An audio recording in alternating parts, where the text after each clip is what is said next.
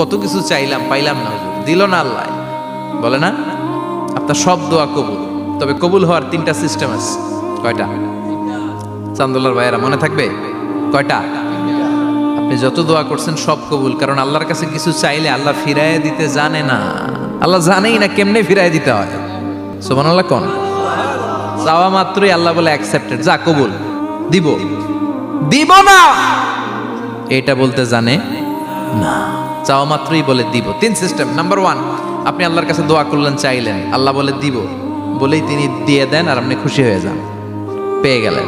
Number 2, আপনি আল্লাহর কাছে দোয়া করলেন, চাইলেন, তখনও আল্লাহ বলে দিব, তবে এখন না, সবুর, একটু পরে দিব। কখন দিলে আমার জন্য ভালো, আমার চেয়েও ভালো জানে কে, পরে দিবে। নাম্বার 3, চাইলেন, দোয়া করলেন, আল্লাহ তখনও বলে দেব, তবে এখনো না, পরেও না, কিয়ামতের দিন যেদিন বিপদে পড়বে ওই দিন দেব। যেদিন তোর বাবা তোরে চিনবে না, তোর মা তোরে চিনবে না, বন্ধু বন্ধুরে চিনবে না, পীর সাহেব মুরিদরে চিনবে না, মুরিদ পীর সাহেবরে চিনবে না, ইমাম সাহেব মুসল্লিরে চিনবে না, মুসল্লি ইমাম সাহেবরে চিনবে না, কেউ কাউরে চিনবে না। ওই কঠিন দিনে তোরে আমি বাঁচাইয়া দেব। তাই দোয়া যা করছেন ছোটবেলা থেকে আজকে পর্যন্ত, লস হয়েছে না লাভ? লস না লাভ? এজন্য বেশি বেশি দোয়া করার দরকার আছে না নাই?